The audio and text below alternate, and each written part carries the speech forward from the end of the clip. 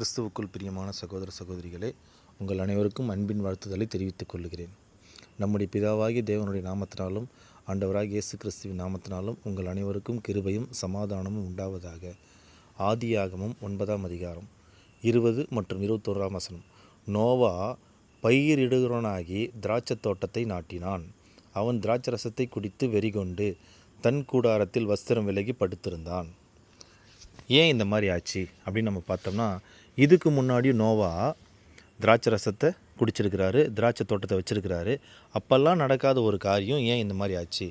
இந்த கேள்வியை இன்றைக்கி சில சபையின் போதகர்கள்கிட்ட நம்ம கேட்போமானால் அவங்க என்ன சொல்லுவாங்கன்னா, நோவா குடிகாராயிட்டாருன்னு சொல்லிட்டு.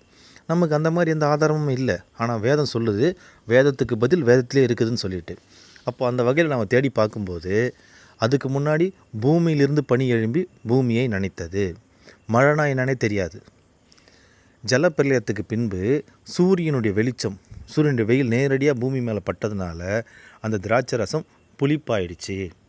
அதை குடித்ததுனால தான் நோவாவுக்கு போதை வந்ததே தவிர அவர் தெரியாமல் தான் இதை குடித்தார்.